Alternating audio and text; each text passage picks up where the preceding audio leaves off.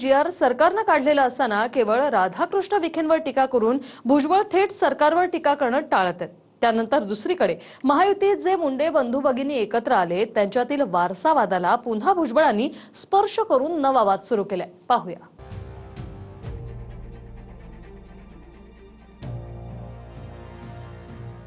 मी धनंजय मुंडेंना मंत्रिपद देऊ शकत नाही, मात्र गोपीनाथ मुंडेंच्या वारसाचं काम तुम्ही घ्या, या भुजबळांच्या विधानानं सर्वांच्या भुवया उंचावल्यात। कारण याआधीच गोपीनाथ मुंडेंचा वारसा कोण यावरून दोन्ही मुंडे बंधू भगिनींमध्ये वाद झाले। त्याच वादातनं धनंजय मुंडे पक्षाबाहेर पडले। आता दोन्ही भाऊ बहीण महायुतीच्या छत्राखाली आलेले असताना भुजबळांनी पुन्हा वारशाचा वाद उकरून काढलाय।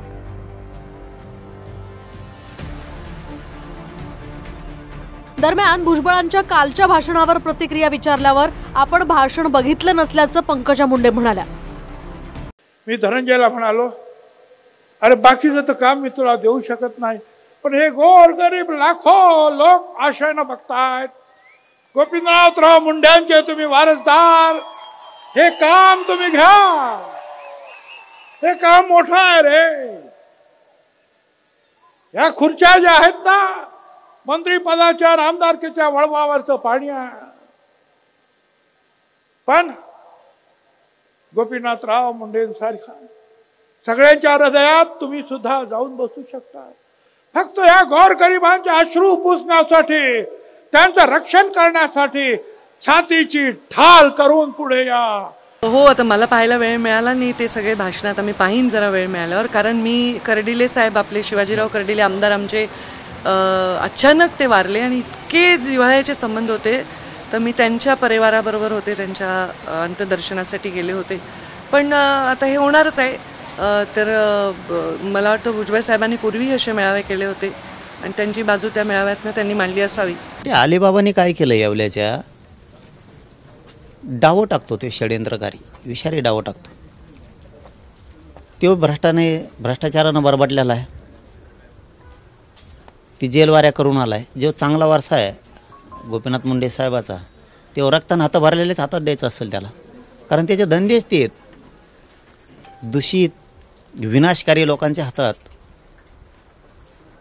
शब्दाचा आणि वाक्याचा प्रयोग करून द्यायचं आणि चांगल्या नावाला सुद्धा डाग लावायचा, हे त्याचं काम आहे। पंकजा मुंडेंना दूर करून दिवंगत गोपीनाथ मुंडेंचं राजकीय पाठबळ भुजबळ धनंजय मुंडेंच्या पाठीशी उभं करतायत का, अशीही यामुळे चर्चा होतीये। कारण कालच्या मेळाव्यामध्ये मंत्री पंकजा मुंडे उपस्थित नव्हत्या। या आधीच्या काही मेळाव्यांना त्यांची गैरहजेरी होती। त्याआधी जेव्हा लोकसभेला तिकीट मिळाल्यानंतर प्रीतम मुंडेंना नाशकातनं उभं करण्याचं विधान पंकजा मुंडेंनी केलं होतं, तेव्हा सुद्धा भुजबळांची प्रतिक्रिया चर्चेची ठरली। मी याच्यानंतर लोकसभेला माझ्या किंवा माझ्या परिवारासाठी तुम्हाला मत मागणार नाही, पंकजा मुंडेचा हा जाहीर शब्द आहे। प्रीतम ताईंना विस्थापित करणार नाही, मी शब्द दिला होता, मी नाही मला नका देऊ म्हणूनच सगळीकडे गेले। पण मला आता लक्षात आलं की ही निवडणूक कशाची, ताईचं काही आणलं नाही, ताईला मी नाशिक वरून उभं करीन, तुम्ही काळजी करू नका। बीडची जी निवडणूक आहे काहीतरी 13 तारखेला, कृपया त्याने त्यांच्यावर पूर्ण लक्ष कॉन्सन्ट्रेट करावं। काय ते निवडून येणं महत्त्वाचं आहे, तिकडे तुम्ही प्रयत्न पूर्ण करा। नाशिकमध्ये उमेदवार नाहीत म्हणून काही अडचण अशातला भाग नाही, नाशिकमध्ये खूप उमेदवार आहे, हीच अडचण आहे। तुम्ही बीडमध्ये जास्तीत जास्त लक्ष केंद्रित करा, सगळ्यांना बरोबर घ्या आणि कुठल्याही परिस्थितीत निवडून या। दरम्यान माळी समाज आणि भुजबळांच्या मुलांबद्दल वादग्रस्त विधान केल्याचा कथित व्हिडिओ व्हायरल झाल्यानंतर हाकेंना भुजबळांनी दूर केल्याचं बोललं जात आहे। याआधी मेळाव्यातून हाकेंचा फोटो गायब झाल्यानं नाराजी नाट्य रंगलं होतं, त्यावरही भुजबळांनी नाव न घेता भाष्य केलं। फोटो नसला तरी तुम्ही 28 तारखेच्या कार्यक्रमाला बीडमध्ये जाणार? एखाद्या पदाधिकाऱ्याने जरी फोन केला तरी मी जाईन, कारण मी कार्यकर्ता आहे। मला एका साध्या तालुका लेवलच्या पदाधिकाऱ्याचा जरी फोन आला तरी मी जाईन, आणि मुळात तो समता परिषदेचा प्रोग्राम आहे असं मला कळलंय। ओबीसी नेत्यांकडून आता लक्ष्मण हाके यांना एकटं पाडलं जाते असं वाटत नाही तुम्हाला? नाही, जनता माझ्या बरोबर आहे ना। कळमनुरीमधली 1 लाखापेक्षा जास्त लोकांची सभा कुठल्याही आमदार खासदार कुठलीही यंत्रणा कुणाच्याही गाडीला डिझेल नाही, कुणालाही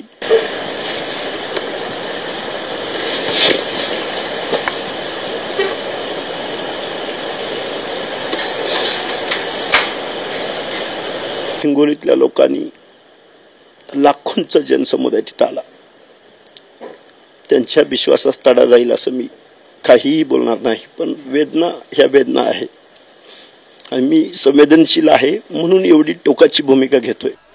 अनेक आमचे जे आहेत लोक हे आमच्यावर नाराज होतात, आम्हाला आमचा फोटो छापला नाही, आम्हाला बोलवलंच नाही.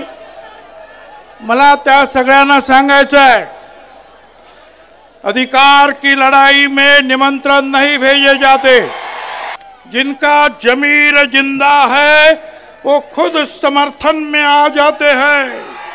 हमारे हक पर जहां आंच आए तो टकराना जरूरी है. तुम जिंदा हो तो जिंदा नजर भी आना जरूरी है. मुळात दसरा मेळाव्यात सुद्धा बीडमध्ये वारशाच्या वादाची चर्चा रंगत होती. कारण धनंजय मुंडेंच्या भाषणानंतर पंकजा मुंडेंच्या भाषणावेळी काही काळ गोंधळही झाला. एकीकडे पंकजा मुंडे मंचावरून गुंडांना पाळू नका असं म्हणून आवाहन करत होत्या, तर दुसरीकडे लोकांमधून वाल्मिक कराडचे पोस्टर झळकावले जात होते. 2 घास कमी खा पण स्वाभिमानाने राहा. नका कुणाचे तुकडे उचलू, नका कुणाचे पैसे घेऊ, नका खोटे काम करू, नका खोटे धंदे करू, नका गुंड पाळू. काही गरज नाही हे करायची. चांगल्या माणसाचं चांगलेच होते. भगवान बाबाचे आशीर्वाद त्याच्या मागे असतात. Bureau report, TV9 Marathi.